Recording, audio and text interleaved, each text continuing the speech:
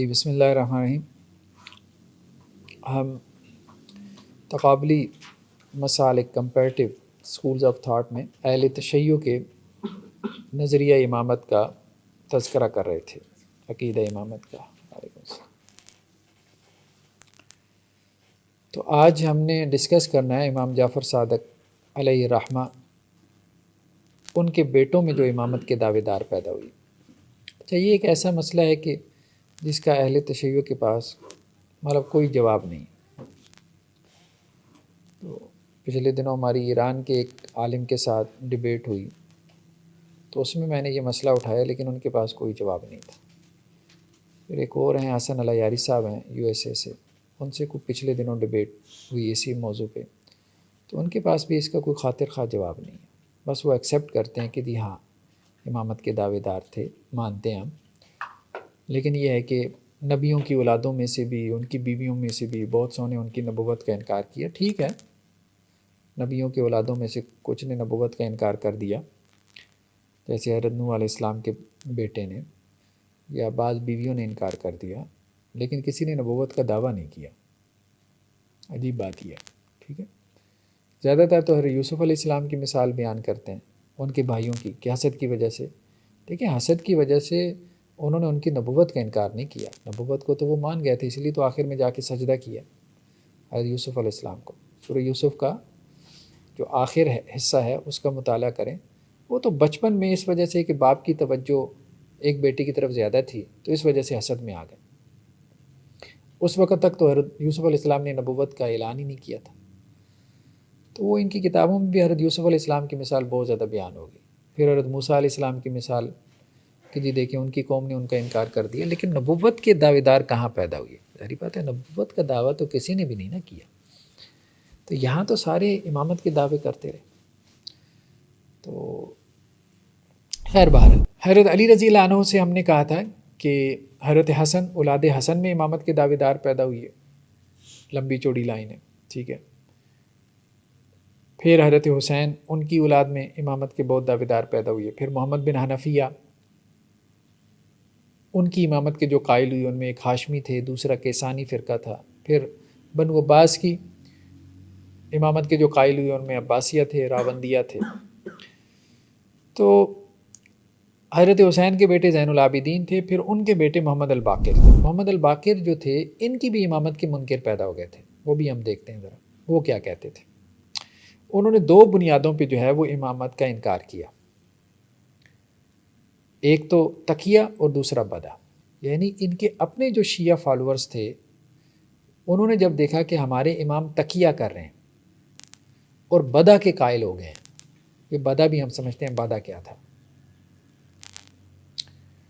تو ان کے اپنے شیعہ فالورز ان سے علیحدہ ہو گئے اور ان کی امامت کے منکر ہو گئے. انہوں نے کہا جی یہ تقیہ بھی سمجھ میں نہیں آ رہا اور یہ بدع بھی سمجھ میں نہیں آ رہا، یہ کہاں سے لے آئے ہیں آپ؟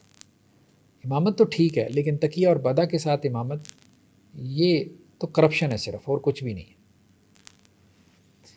محمد الباقر کے بیٹے تھے امام جعفر الصادق. پھر کچھ نے تو ایسا کیا کہ امام جعفر الصادق بھی امامت کو ختم کر دیا. یہ ناؤسیہ کہلائے. جی ہاں، یہ ابھی کتاب کھول کے سمجھتے ہیں نا، ابھی کتاب کھولتے ہیں. بس یہ ذرا ٹری میں سمجھا دوں تھوڑا سا. تو ہم نے کہا تھا کہ حضرت حسین کے بیٹے زین العابدین، ان کے پھر دو بیٹے تھے محمد الباقر اور زید. کچھ نے زید کو امام مانا تو وہ زیدیہ کہلائے. کچھ نے بڑے بیٹے محمد الباقر کو امام مانا، ٹھیک ہے، تو وہ اثنا عشریہ بن گیا. پھر محمد الباقر کے فالورز میں سے کچھ نے انکار کر دیا اور علیحدہ فرقے بنا لیے تقیہ اور بدع کی بنیاد پہ. ٹھیک ہے، اور پھر محمد الباقر کے بیٹے تھے جعفر الصادق، کچھ نے ان پہ امامت کو ختم کر دیا، کہا کہ یہ آخری امام تھے. ان کے پاس بھی روایتیں، سب کے پاس روایتیں. یہ ناؤسیہ کہلائے. انہوں نے کہا جی آخری امام جعفر صادق تھے، بس امامت ختم، چیپٹر کلوز کرو، لمبی چوڑی چلانے کی ضرورت نہیں ہے. پھر امام جعفر الصادق کے 8 بیٹے تھے. بعض روایتوں میں یہ ہے کہ 8 نے امامت کا دعویٰ کیا، لیکن 4 کے تو کثرت سے دعوے موجود ہیں نا، وہ تو کوئی انکار کر ہی نہیں سکتا، وہ تو شیعہ کتب میں کثرت سے. سب سے بڑے بیٹے اسماعیل نے دعویٰ کیا. پھر ان کو ماننے والوں میں آگے فرقے ہو گئے، بطریہ، مبارکیہ، ٹھیک ہے، کرامتہ. وہ ہم دیکھتے ہیں کہ یہ کس بنیاد پہ علیحدہ ہوئی ہے۔ پھر دوسرے بیٹے عبداللہ افتح نے امامت کا دعویٰ کیا، ان کو ماننے والے افتاحیہ کہلائے۔ پھر تیسرے بیٹے موسیٰ الکاظم نے امامت کا دعویٰ کیا، ٹھیک ہے، کچھ نے یہاں بھی امامت کو روک دیا، کہا کہ یہ آخری امام تھے، یہ واقفیہ کہلائے، یعنی انہوں نے وقف کر لیا۔ کچھ نے آگے امامت چلا لی، ان کے بیٹے علی رضا کو امام بنا لیا۔ اسی طرح چوتھے بیٹے تھے ان کے محمد، امام جعفر صادق کے، کچھ نے ان کو امام مانا، وہ سمتیہ کہلائے، ٹھیک ہے۔ اس کے علاوہ کہا جاتا ہے کہ ان کے بیٹے اسحاق اور علی، انہوں نے بھی امامت کے دعوے کیے تھے۔ خیر بات، ابھی ہم ذرا اس کو جو ہے نا وہ تفصیل سے دیکھتے ہیں، خود جو شیعہ کتب میں اس حوالے سے کیا تفصیل موجود ہے، بہت انٹرسٹنگ ہے۔ اب اس میں یہ جو پہلے ایک دو حوالے ہیں نا، یہ وہی ان کی جو کتاب ہے، نوبختی کی کتاب ہے، ہاں علامہ نوبختی کی فرق الشیعہ۔ یہ کہتے ہیں کہ جی جنہوں نے محمد الباقر کی امامت میں شک کیا، علی زین العابدین علیہ رحمہ، ان کے بعد محمد الباقر جو ہے وہ امام بنے، اب کچھ شیعہ نے ان کی امامت میں شک کیا، ٹھیک ہے۔ تو ان میں سے ایک شخص جو بڑا ان کا نمائندہ تھا، اس کا نام عمر بن ریاح تھا۔ اس کا گمان کیا تھا؟ اس کا گمان یہ تھا کہ وہ ابو جعفر صادق کے پاس آئے، یعنی امام محمد الباقر کے پاس، اور اس نے ان سے مسئلہ پوچھا، تو امام جعفر صادق نے اس کو جواب دیا۔